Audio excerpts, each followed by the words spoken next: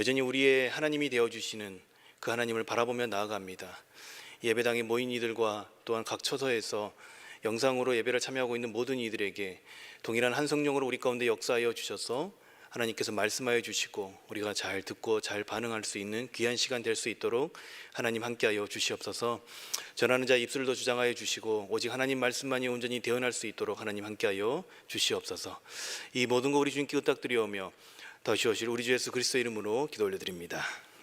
아멘. 자, 여러분, 오늘이 무슨 날일까요? 제가 오전에도 이 질문을 드렸는데요, 굉장히 어려워하시더라고요. 자, 어려워하지 마시고요. 자, 오늘이 1월이잖아요. 힌트를 드리자면 해가 바뀌었지 않습니까? 오늘이 무슨 날일까요? 네, 수요일이에요. 맞습니다.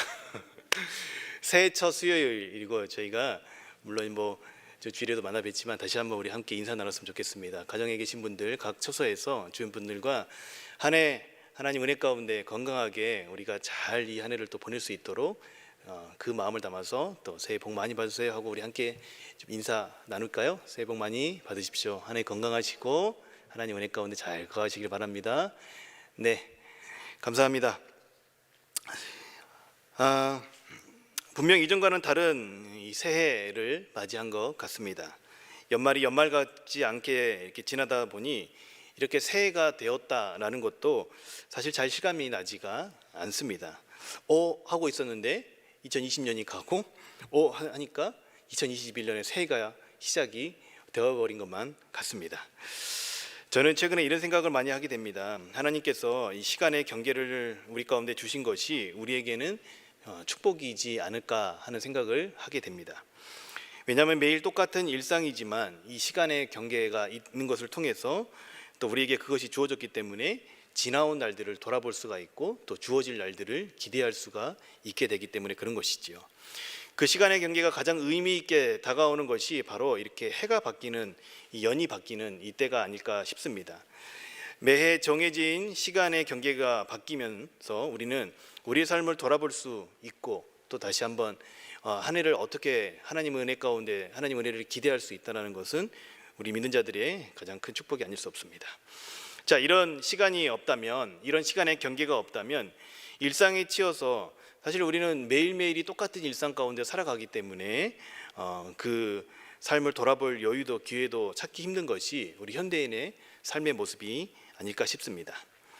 그래서 제 개인적으로 안타까운 것은 2021년의 경계에는 코로나로 인해서 우리가 잘 의식하지 못하게 찾아와 버린 것이 너무 안타깝다고 여겨집니다.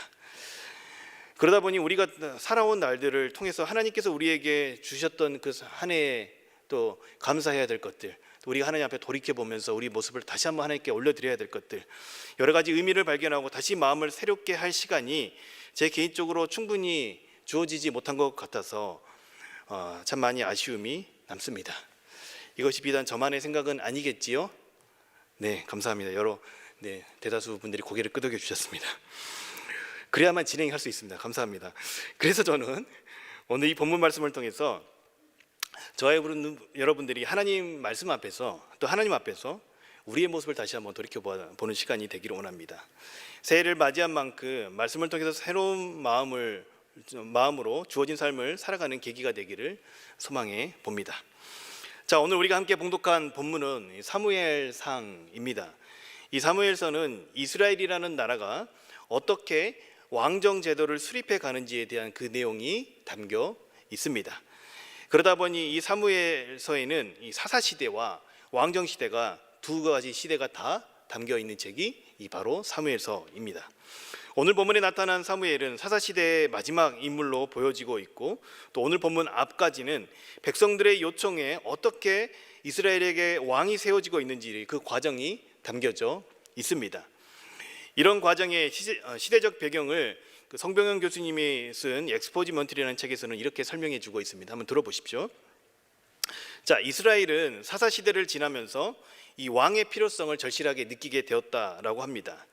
왜냐하면 이웃 국가들이 날이 갈수록 소규모 도시국가의 형태를 탈피하여서 상당한 세력이 규합된 연합국가의 형태를 띠기 시작을 했기 때문이라고 하는 것이죠. 이게 무슨 말이냐면요, 주변 국가들이 정치 형태가 발달하고 있다는 것을 의미하고 있는 것입니다. 이 같은 팔레스타인 지역의 정치적 분위기는 이스라엘에게 상당히 위협이 되었다라는 것입니다. 급변하는 자기 나라 주변에 있는 국제 정서의 소용돌이 속에서 자주적 독립을 유지하려고 강력한 정치 체제를 이스라엘 백성들도 갖기 원했다라는 것이죠. 즉 그런 걸 통해서 이스라엘 민족들이 한 선택이 무엇입니까? 한 사람을 왕으로 세워서 그 왕을 중심으로 강력한 중앙집권 체계제를 이들도 세우기를 원했다라는 것입니다. 이런 상황 가운데에 이 장로들이 사무엘에게 찾아와서 요청합니다. 사무엘상 8장 19절과 20절 말씀 우리 함께 봉독해 보도록 하겠습니다. 19절과 20절 말씀입니다. 백성이 사무엘의 말 듣기를 거절하여 이르되 아니로소이다. 우리도 왕이 있어야 하리니 우리도 다른 나라들 같이 되어 우리의 왕이 우리를 다스리며 우리 앞에 나가서 우리의 싸움을 싸워야 할 것이니다 하는지라 라고 기록되어 있죠. 자, 사무엘은 백성들에게 왕이 너희를 다스리면 그들이 너희를 압제하게 될 것을 이야기해 주고 있습니다. 그러나 그들은 그런 사무엘의 말을 듣고서 자신들을 위해서 싸워줄 왕이 필요하다라고 이야기를 하고 있는 것입니다. 왕이 세워지면 당신들을 이렇게 압제할 것인데 그래도 좋냐라고 이야기를 하니까 그럼에도 불구하고도 우리에게 왕이 필요하다라고 요청하고 있는 장면이죠. 열방들처럼 자기 주변에 있는 나라들처럼 왕이 우리를 다스리고 왕이 우리를 이끌고 나가서 전쟁에서 싸우길 원한다라고 말하고 있는 것입니다. 이런 순박한 바람처럼 여겨질 수 있습니다. 그러나 이것은 더 이상 하나님의 통치 아래 살아가는 것을 원치 않고 다른 나라와 같이 인간이 왕이 되어서 군림하는 것을 선호하게 되었다라는 것을 의미하고 있는 것이죠. 하나님께서는 이 이스라엘을 이미 구별하셨습니다. 그리고 그들을 하나님의 백성으로 삼으시고 그들과 언약을 맺으시지요. 그러면서 어떤 약속을 합니까? 너희가 나를 의존하는 삶을 살아가면 내가 너희의 안위를 책임지겠다라고 하나님께서 이 백성들 가운데 언약을 하셨습니다. 그리고 그런 하나님 앞에 이스라엘은 시내산에서 민족적으로 나와 하나님과 언약을 맺습니다. 그리고 그 나라는 하나님이 직접 다스리는 나라가 되었던 것이지요. 이를 신정국가라고 표현하는 것입니다. 조금 전에 읽었던 이스라엘의 장로들이 요구하는 그런 왕의 모습을 누가 보이셨습니까? 바로 하나님이 보이셨다라는 것입니다. 그 내용을 우리가 어디서 확인해 볼 수가 있냐면 여호수아서를 통해서 확인해 볼 수가 있습니다. 오합지졸과 같고 무기도 변변치 않는 이들을 앞서 싸우시는 분이 어떤 분인지 누구인지를 여호수아서는 잘 보여주고 있습니다. 바로 하나님이 그들의 앞서 싸우셨다는 것을 알 수가 있는 것입니다. 그 하나님이 왕이 되셔서 직접 자신들의 백성에 앞서 싸우고 있으심을 보여주고 있습니다. 그런데 이 백성이 그 하나님의 통치를 거부하는 것입니다. 이스라엘이 자신들이 출발했던 매우 중요한 기반이 무너져 내리는 그 순간에 직면하고 있는 것입니다. 새로운 시대가 시작이 되는 순간이 오늘 이 본문 가운데 나타나 있는 것입니다. 지금 저와 여러분이 살아가고 있는 시대와 비슷하다고 여겨집니다. 지금까지 전에 경험해보지 못한 이 코로나 팬데믹 상황처럼 이들도 하나님이 다스리는 나라가 아닌 인간이 왕이 되어서 다스리는 전혀 새로운 시대를 준비하고 있는 상황이 바로 이 상황이라는 것이죠. 이런 시대적 상황 속에서 사무엘이 이 민족에게 어떤 메시지를 전하고 있는지 우리 함께 살펴보고자 합니다. 먼저 사무엘이 어떤 인물인지 살펴보도록 하겠습니다. 그의 삶의 모습을, 그가 어떤 삶을 살았는지를 잘 보여주는 구절이 12장 3절부터 5절까지의 말씀입니다. 12장 3절부터 5절까지의 말씀 우리 함께 봉독해 보도록 하겠습니다. 내가 여기 있나니 여호와과 그의 기름 부음을 받은 자 앞에서 내게 대하여 증언하라. 내가 누구의 소를 빼앗았느냐, 누구의 나귀를 빼앗았느냐, 누구를 속였느냐, 누구를 압제하였느냐, 내 눈을 흐리게 하는 뇌물을 누구의 손에서 받았느냐, 그리하였으면 내가 그것을 너희에게 갚으리라 하니 그들이 이르되 당신이 우리를 속이지 아니하였고 압제하지 아니하였고 누구의 손에서든지 아무것도 빼앗은 것이 없나이다 하니라. 사무엘이 백성에게 이르되 너희가 내 손에서 아무것도 찾아낸 것이 없음을 여호와께서 너희에게 대하여 증언하시며 그의 기름 부음 받은 자도 오늘 증언하느니라 하니 그들이 이르되 그가 증언하나이다 하니라. 여러분 보십시오. 그가 사사시대의 그 민족의 지도자인 선지자로서 어떤 삶을 보여주는지, 어떤 삶을 살았는지를 잘 볼 수 있는 대목입니다. 한마디로 그의 삶을 정의하자면 무음한 삶을 살았다라고 표현할 수가 있을 것입니다. 최근에 우리 정치권에서 인사청문회를 하면 정말 겉으로 보기에는 아주 아름다운 삶을 살았던 수많은 사람들이 인사청문회를 하는 가운데 그의 흠들이 드러나는 것을 볼 수가 있지 않습니까? 그런데 사무엘은 자신의 인생의 말미에서 이런 부분들을 당당하게 이야기할 수가 있었고, 그것을 어떻게 합니까? 사람들에게 인정을 받았던 무음한 삶을 살았던 사람이 바로 사무엘입니다. 여러분, 그가 그런 삶이 가능했던 이유, 우리가 확인해 볼 수 있는 부분들이 있습니다. 7장 12절과 12장 24절 말씀을 먼저 12장 말씀을 보도록 하겠습니다. 먼저 7장 12절 말씀입니다. 사무엘이 도울을 취하여 미스바와 센 사이에 세워 이르되 여호와께서 여기까지 우리를 도우셨다 하고 그 이름을 에베네셀이라 하니라. 여러분, 우리가 참 잘 알고 있는 본문 말씀이지요. 자신의 민족을 여기까지 인도하고 도우신 분이 누구이신지 그는 늘 기억하는 삶을 살았다는 것이지요. 에베네셀의 하나님을 기억했다라는 것입니다. 이 모든 것이 다 하나님의 은혜입니다. 그 사실을 인정하고 그것을 반복적으로 기억하는 삶을 살았던 이가 바로 사무엘이었습니다. 오늘 우리가 읽었던 본문 12장 24절 말씀에는 이렇게 기록되어 있습니다. 너희는 여호와께서 너희를 위하여 행하신 그 큰 일을 생각하여 오직 그를 경외하며 너희 마음을 다하여 진실이 섬기라. 여러분, 24절에도 이렇게 기록되어 있지 않습니까? 여호와께서 너희를 위하여 행하신 그 큰 일을 어떻게 해요? 생각하라 라고 이야기했습니다. 어떻게 한다고요? 하나님이 자신의 삶에서 행하신 그 일들을 기억하라 라는 것입니다. 애굽에서부터 광야 시절까지 연약한 민족과 언약을 맺으셔서 자신의 백성 삼아주신 그 하나님, 자격도 조건도 없던 이들을 하나님께서 살피시고 여기까지 인도하시고 보호하셨던 그 하나님, 친히 자신의 이 민족을 인도하여 보호자가 되어서 싸우셨던 그 하나님, 그들의 주권자가 되어 주시는 그 하나님이 자신들의 인생 가운데에 하신 일들을 생각하라라고 말하고 있는 것이죠. 이 생각하라는 것은 깊이 생각해 보라는 것을 말하는 것입니다. 그의 사역의 마지막 당부의 메시지가 바로 이런 내용이었습니다. 이런 내용을 통해서 답을 구해 본다면 그가 어떻게 이 무음한 삶을 살 수 있었을까요? 그것은 바로 그는 늘 하나님께서 자기 자신에게 베풀어 주신 그 은혜의 가치를 잊지 않는 자였기 때문에 가능한 것입니다 라고 말할 수 있을 것입니다.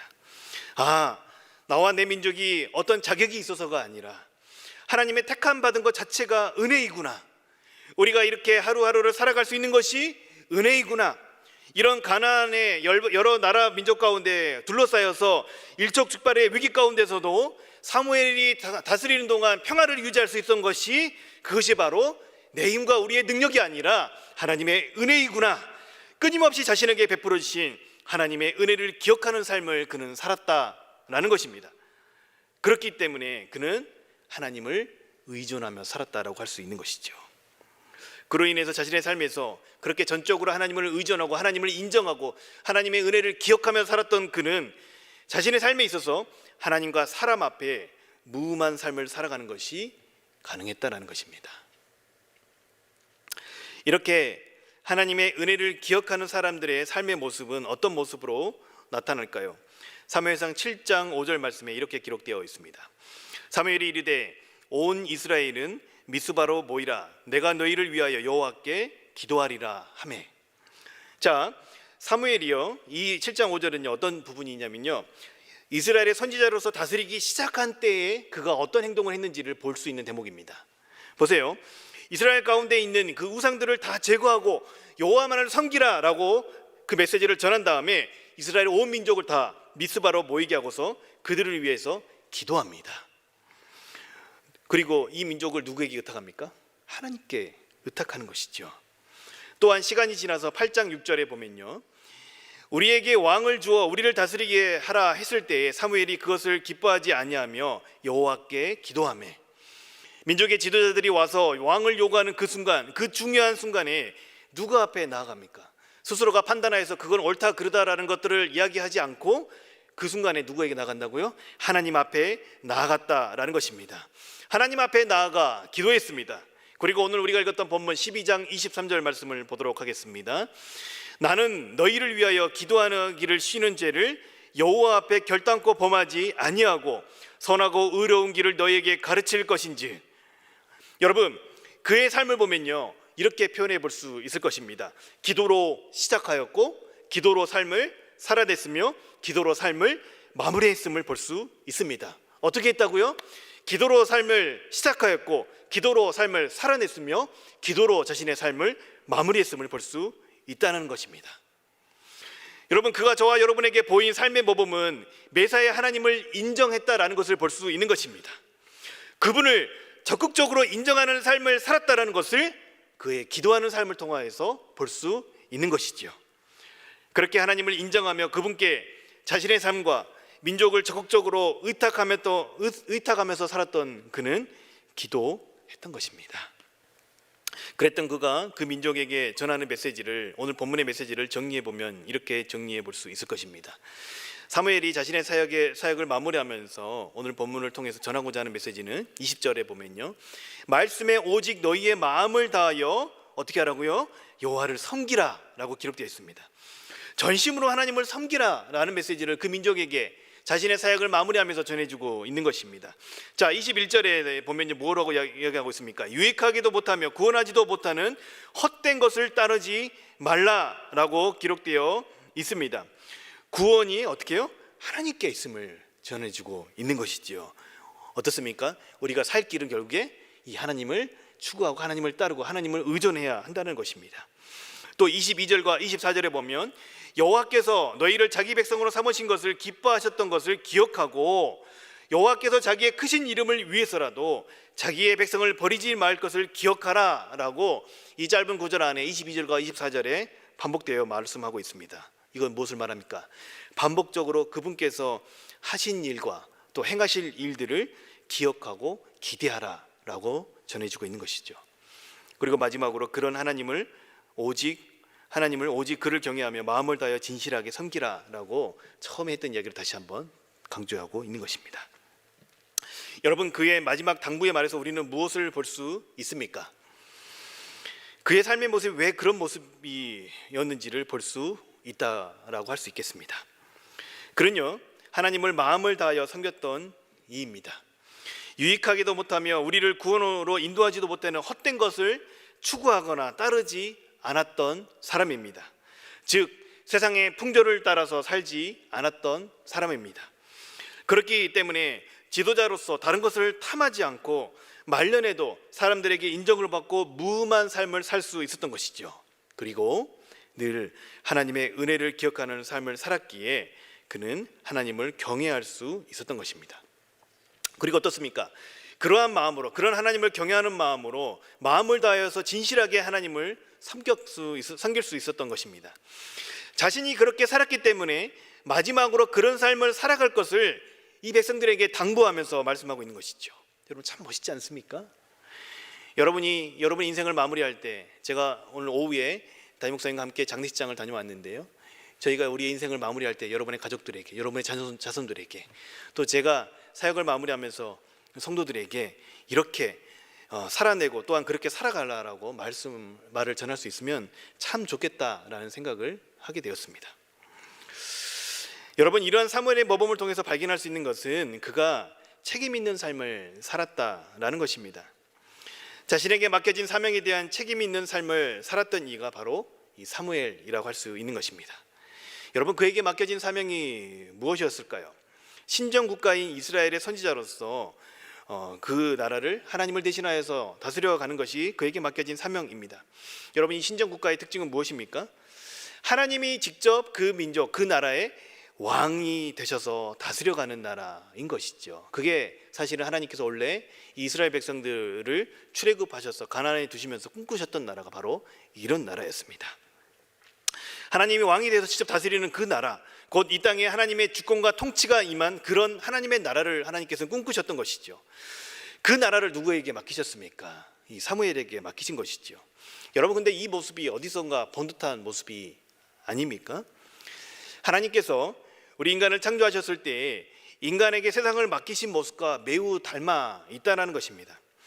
하나님께서는 자신이 창조하신 세상을 우리 인간, 저와 여러분에게 맡기셨습니다. 그리고 그 인간은 자신을 통해서 하나님의 다스림이 세상 가운데 드러나게 하는 그런 존재였다라는 것이죠. 하나님을 반영하는 존재였던 것입니다. 그와 같이 하나님이 왕이신 그 나라를 하나님을 대신하여서 하나님의 다스림을 전하고 그 하나님을 의존하면서 살아가는 것이 이 사무엘에게 주어졌던 사명이었던 것이죠. 그는 자신의 정체성을 분명히 알았고 그에 맞는 책임 있는 삶을 살았던 것입니다. 그렇기에 그가 하나님과 사람 앞에서 무음한 삶을 살았다라고 할 수 있는 것이죠.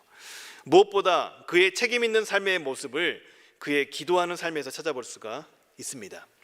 자, 제가 위에서 사무엘의 그의 삶은요, 기도로 시작해서 기도로 살아냈고 기도로 마무리하고 있음을 볼 수 있다고 말씀을 드렸었지요.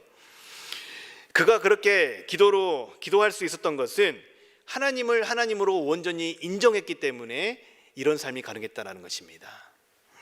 진정한 책임 있는 삶은 자신이 진정한 주권자가 될 수 없다는 것을 인정하는 것에서부터 출발하는 것입니다. 여러분, 우리 인간은요, 자기 자신도 책임질 수 있는 존재가 아닙니다. 당장 미래의 일도 자기의 인생을 책임질 수가 없는 존재가 바로 우리 자신입니다. 가끔 남자들이 결혼하기 전에 한 여성의 내가 너 인생 책임질게, 오빠만 믿어 하고 이런 말들 호언장담을 하죠. 내가 손에 물 한 방울 안 묻히고 살게 해줄게, 이런 장담을 하지요. 그렇게 해서 여성들의 마음을 얻지만 실제로 그것은 큰 착각이고 거짓이라는 것이 얼마 지나지 않아서 밝혀지죠. 왜 그렇습니까? 왜냐하면 이 남자라는 존재, 우리 인간이 모두가 다 그렇지만 특별히 이 남자라는 존재는 자기 자신의 인생도 스스로 책임질 수 있는 힘이 없는 존재이기 때문에 그런 것입니다. 그렇기 때문에 마치 그 한 여성의 인생을 오빠만 믿어, 내가 모든 걸 다 책임질게, 이런 말 자체가 사실은 말이 안 되는 이야기죠. 늘 불안정한 상태를 안고 살아가는 그것이 바로 우리 인간의 모습입니다. 그렇기 때문에 우리는 스스로 주권자, 즉 우리가 우리 인생의 주인이 될 수가 없는 존재인 것이죠. 그런 인간이 나에게 맡겨진 일, 나에게 맡겨진 사람들, 나에게 맡겨진 사명에 대해서 책임질 수 있는 존재가 우리는 아니라는 것입니다. 그렇기에 우리의 삶이 우리의 참된 주인 되신 하나님을 인정하고 하나님을 의존하는 삶을 살아가야 하는 것이 마땅한 것입니다. 우리의 삶은 하나님으로부터 주어진 삶이기 때문에 내가 주인이 아니라 청지기적인 마음으로 살아가야 하는 것입니다. 여러분, 이런 마음의 자세를 지닌 이들만이 하나님을 전적으로 하나님을 인정하고 하나님을 하나님으로 인정하고 그 하나님을 전적으로 의존하는 삶을 살아갈 수가 있다는 것입니다. 진정으로 책임 있는 삶이라는 것은 자신에게 주어진 모든 것을 내가 책임질 수 없는 존재임을 인정하는 것에서부터 시작이 되는 것입니다. 그리고 그 모든 것을 책임질 수 있는 유일한 존재, 진정한 주권자에게 의탁하는 삶이 바로 책임 있는 삶의 모습이라고 말할 수 있겠습니다. 여러분, 이것을 알았던 사무엘은 기도했던 것입니다. 지금 자신에게 맡겨진 이 민족을 자신의 힘과 능력으로는 온전히 인도할 수 없다라는 것을 그가 인정했기 때문에 누구에게 기도했습니까? 하나님 앞에 나아가 기도했던 것입니다. 여러분, 그에게 있어서 진정 책임 있는 삶은 어떤 것입니까? 하나님께 자신에게 맡겨진 일들을 의탁하는 것입니다. 자신의 인생을 의탁하는 것입니다. 그리고 실제로 그런 삶을 살았고 그런 그가 이끌고 있는 그 나라를 하나님께서 책임져 주셔서 평화를 주셨다라고 성경은 기록하고 있습니다. 여러분, 이것이 진짜 책임지는 것이죠. 내가 무언가를 내 인생을 책임질 수 있다는 것은 여러분 착각입니다. 아까 제가 먼저 말씀을 드렸지만 우리는 그럴 수 있는 존재가 아닙니다. 창조 때부터 하나님을 주권자로 섬기며 그분께 의존적인 삶을 살도록 창조된 존재가 우리 인간이기 때문에 그런 것입니다. 그런 하나님과의 관계 안에서 참 자유와 그분께서 우리에게 맡기신 세상을 다스려가는 존재로 우리는 창조되었습니다. 그렇기 때문에 우리의 삶을 있게 하시고 우리의 삶을 책임져 주시는 그분께 의존하는 삶이 진정한 의미에서 책임 있는 삶이 되는 것입니다. 왜냐하면 하나님이 우리의 진정한 참된 주권자가 되어 주시기 때문에 그런 것입니다. 여러분, 주권이라는 것은 곧 책임을 의미하는 것이기 때문이기도 합니다. 여러분, 그렇기 때문에 이런 관계를 잘 아는 이들은 기도하며 하나님께 자신의 삶을 의탁할 수밖에 없는 것입니다. 이 사무엘이 23절에 기도를 쉬는 것을 죄라고 표현한 이유가 무엇이겠습니까? 여러분 보세요. 우리가 하나님을 의존하는 적극적인 방법이 기도라고 할 수 있습니다. 어떻다고요? 하나님을 의존하는 적극적인 방법이 이 기도라고 할 수가 있는 것인데, 우리가 그 기도를 쉰다라는 것은 더 이상 하나님을 찾지 않은 것과 같은 이치가 되기 때문에 그런 것입니다. 하나님을 의지하기보다는 자기 자신을 의지하면서 살아가는 것과 같은 말이 되는 것이기 때문에 그런 것이지요. 여러분, 죄라는 것은 결국에 무엇입니까? 여러 가지 죄의 형태와 죄의 모양과 죄의 정의를 할 수 있겠지만, 죄의 본질은 결국에는 우리가 하나님을 거부하고 자기 자신이 주인 되어서 살아가는 것이 죄의 본질 아니겠습니까? 우리가 기도를 쉰다는 것은 자신이 주인 되어 살아가는 것과 같은 이치로 오늘 본문에서는 쓰여지고 있다고 보여집니다. 고로 저와 여러분에게 맡겨진 삶, 맡겨진 일, 맡겨진 사람들, 맡겨진 재물, 맡겨진 재능, 그 모든 것들에 대해 청지기로서 책임 있는 삶의 모습은 그 삶을 그것을 허락하신 하나님께 의탁하며 기도하는 것입니다. 저는요, 사무엘서의 말씀을 보면서 도전받는 부분이 바로 이 대목입니다. 그는 끝까지 적극적으로 하나님을 의존하는 그 행위인 이 기도를 쉬지 않았다는 것입니다. 끝까지 하나님을 인정하고 자기 자신의 능력보다는 하나님을 더 의존하고 신뢰하는 삶을 살았다라는 것입니다. 여러분, 그가 어떤 사람이었습니까? 그의 삶을 보면 결과적으로 정말 내세울 게 많은 사람, 이보다 더 사람들 앞에서 내가 이런 삶을 살았노라 라고 자랑할 게 많은 사람이 얼마나 되겠습니까? 수많은 업적과 경험이 있었습니다. 또한 우리가 함께 살펴보았던 것처럼 12장 3절에서 5절 말씀에서 보았듯이 어떻습니까? 무음한 사람이었습니다. 이스라엘을 다스렸던 사람입니다. 그가 다스린 동안에 이스라엘 가운데 평화가 왔다라고 성경은 전하고 있습니다. 여러분, 이 정도 살아냈더라면 얼마나 내세울 게 많은 사람입니까? 자기 자신의 치적을 자랑하며 자신의 경험을 의지하면서도 얼마든지 자신에게 주어진 그 일을 감당할 수가 있었던 사람이 바로 사무엘입니다. 어쩌면 개인적인 능력도 얼마나 축출할지는 정확하게 성경에 기록되어 있지 않지만 이 정도 일을 감당할 수 있는 사람이라면 충분히 개인적인 능력도 있는 사람으로 보여집니다.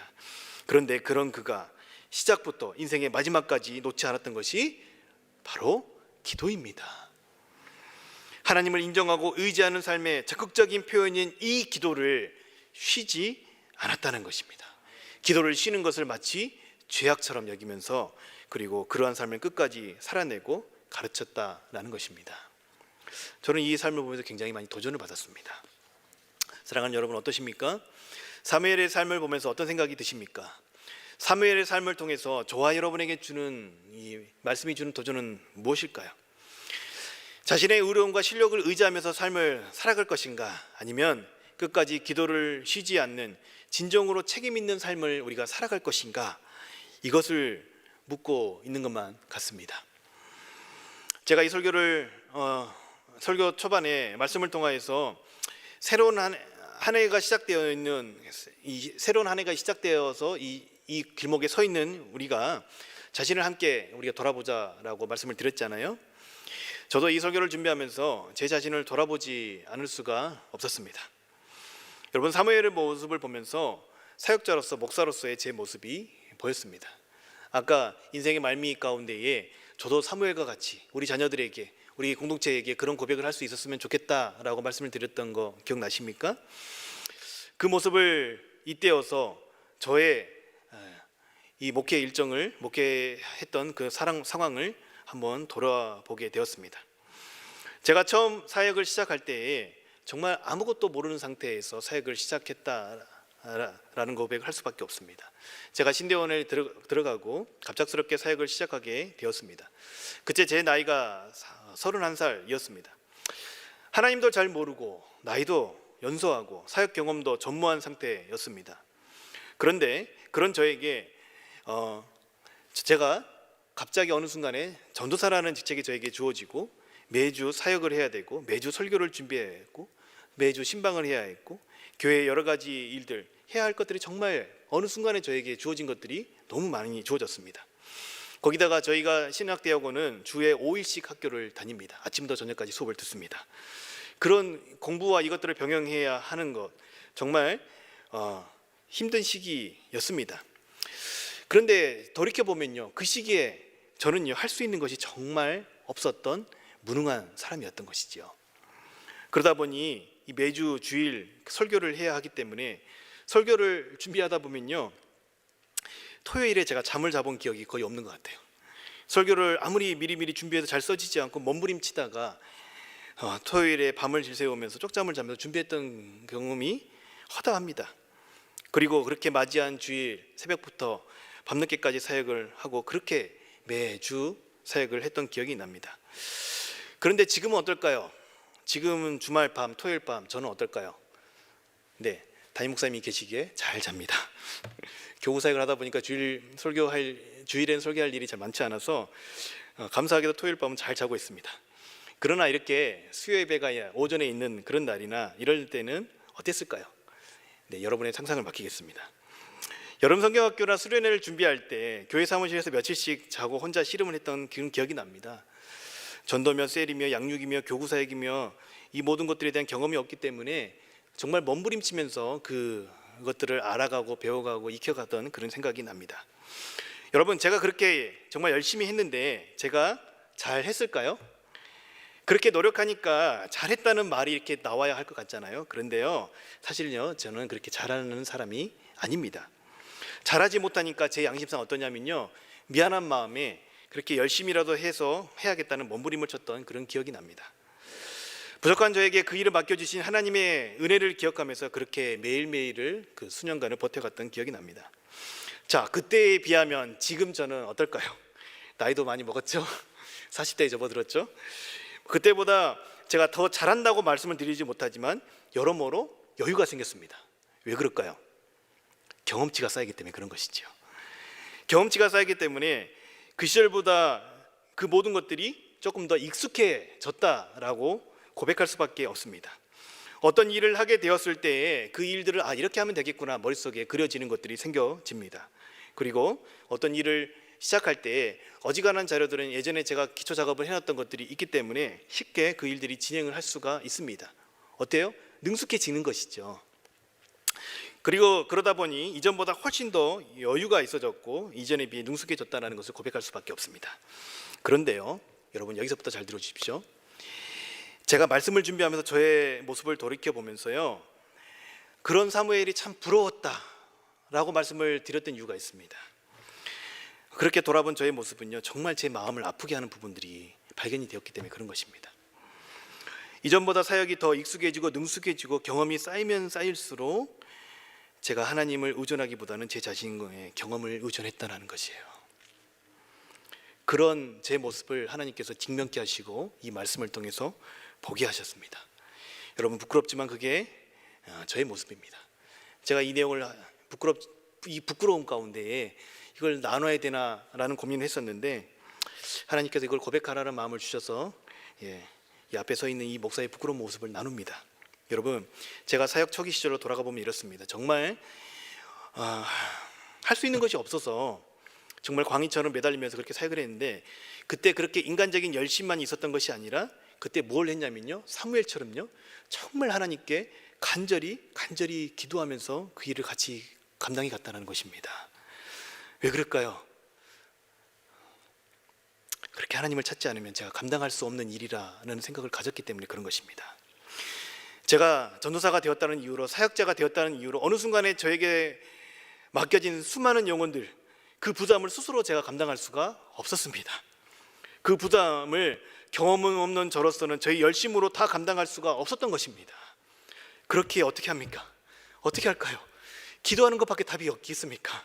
그렇게 하나님께 의탁드리는 것입니다. 하나님, 하나님의 영혼, 하나님께 맡겨주신 하나님의 영혼, 이 한 영혼, 이 하나님의 공동체 하나님께 책임져 달라고 정말 간절히 기도하면서 그 시간들을 보냈던 그런 기억이 났습니다.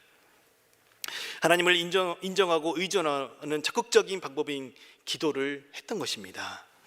저에게 맡겨진 것이 내 것이 아닌 하나님의 것임을 인정하고 청지기적인 마음으로 그렇게 하나님 앞에 매일매일 나아갔었습니다.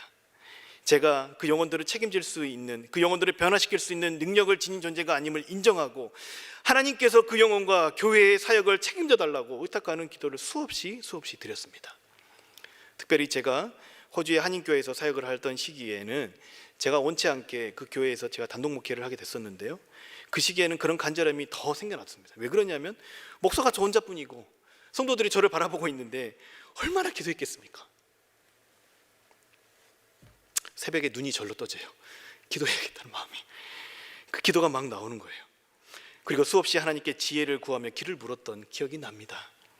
그랬더니 부족하지만 곳곳에서 귀한 영혼들이 돌아오는 것들을, 그 기쁨을 맛보았다라는 것을 하나님 보여주셨습니다. 그런데 그렇게 시간이 지나고 경험이 쌓이면 쌓일수록 더 하나님을 찾지 않고 있는 저를 보게 하는 것입니다. 그런 저를 이 말씀 가운데 하나님께서 직면케 하시는 것입니다.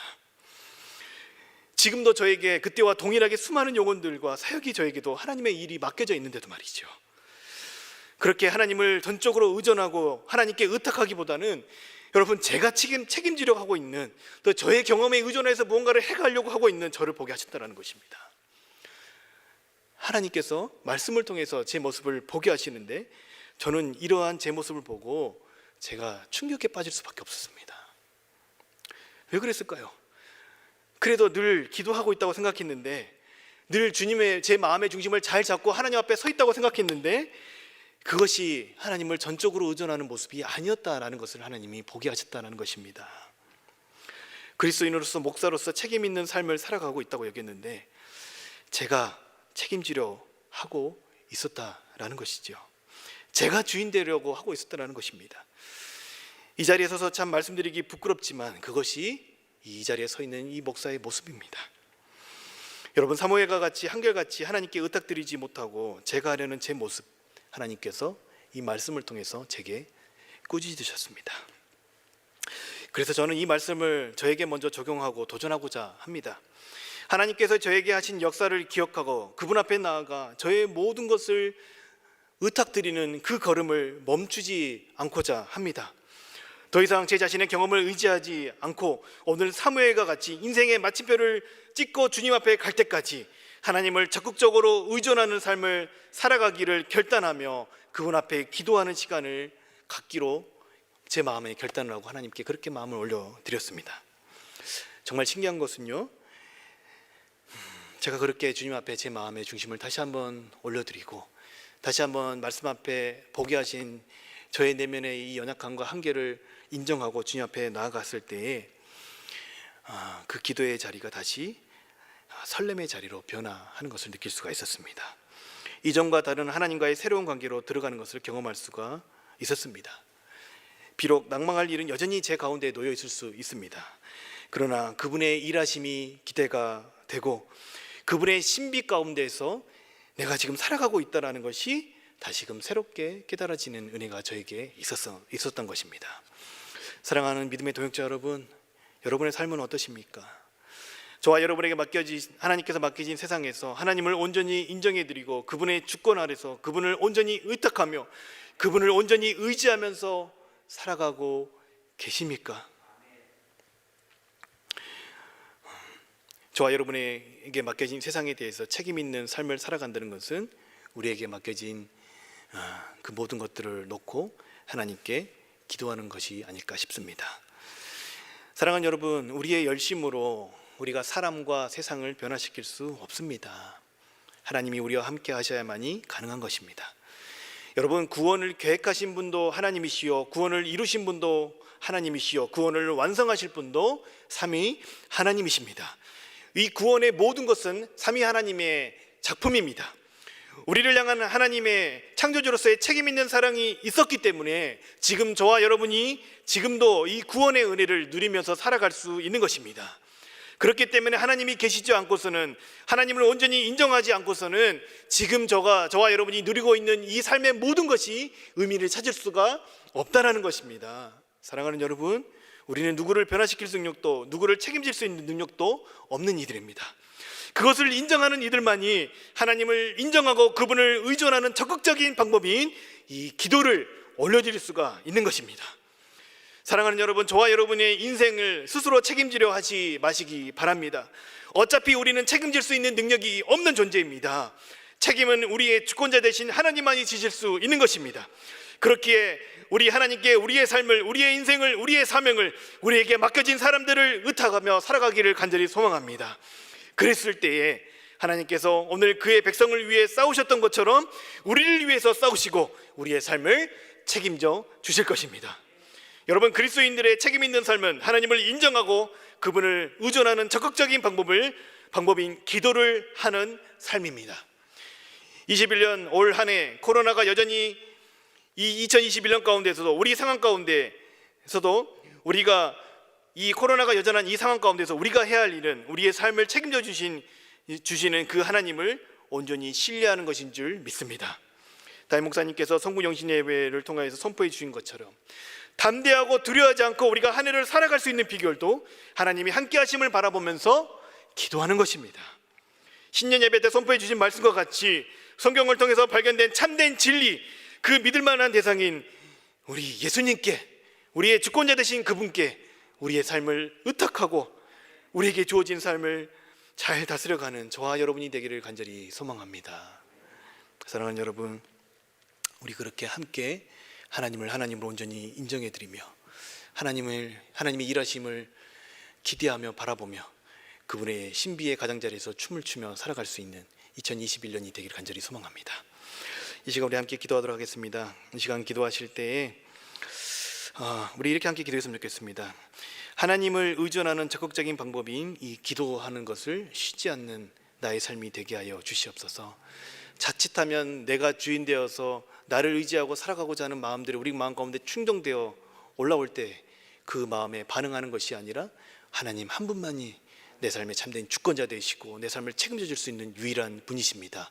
그렇게 주님을 인정하며 살아갈 수 있는 우리의 삶이 될 수 있게 도와주시옵소서. 우리 그렇게 주님 앞에 기도하며 나아가도록 하겠습니다. 함께 기도하시겠습니다. 아버지 하나님, 우리의 삶을 다시 한번 말씀 앞에 세워 돌아보기를 원합니다. 주님 앞에 서 있다고 하면서도, 주님의 일을 한다고 하면서도 하나님을 온전히 인정하고 온전히 의탁하고 주님을 의존하는 삶을 살아가기보다는 저의 경험과 저의 생각과 저의 방법을 의지하며 살아갈 때가 많았음을 고백합니다. 아버지, 그렇게 하나님을 의존하는 적극적인 방법인 기도를 하기보다는 아버지 내 삶의 경험들을 더 찾고 바라보았던 저의 모습을 하나님 고백합니다. 주님, 이러한 삶의 걸음 멈추고 이제는 다시 한번 주님 앞에 나아가 하나님을 하나님으로 온전히 인정해드리며 하나님을 우리 삶의 참된 주권자로 인정해드리며 하나님을 온전히 의존하는 삶을 살아갈 수 있는 저희의 삶이 될 수 있도록 주님 붙드시고 역사하여 주시옵소서. 우리가 우리의 삶, 우리에게 맡겨진 그 모든 것들을 책임질 수 없는 존재임을 인정하고 우리의 삶을 책임질 수 있는 유일한 존재, 유일한 우리의 주권자 되시는 참된 주인 되어주시는 우리의 왕 되시는 하나님 앞에 나아가 우리의 삶을 온전히 인정해드리며 그분께 우리 삶을 온전히 의탁해드리는 책임 있는 삶을 살아갈 수 있는 저희 모두가 다 될 수 있도록 주님 우리를 붙드시고 역사하여 주시옵소서. 그렇게 우리가 주님 앞에 나아가 우리의 삶을, 우리 2021년을 기도로 시작하고 기도로 살아내며 또 기도로 마무리할 수 있는 저희가 되게 하여 주시옵소서. 그렇게 하나님을 의존하는 삶의 방법으로 적극적으로 기도하며 나아갈 수 있는 우리 모두가 다 될 수 있도록 하나님 함께하여 주시옵소서. 그 일 가운데, 그렇게 살아내는 가운데 함께 하시는 하나님을 경험하며 다시 한번 우리의 삶이 하나님 앞에 굳건히 서 나가는 은혜가 있을 수 있도록 주님 우리를 붙드시고 역사하여 주시옵소서. 이 모든 것 우리 주님께 의탁드리며 다시 오실 우리 주 예수 그리스도의 이름으로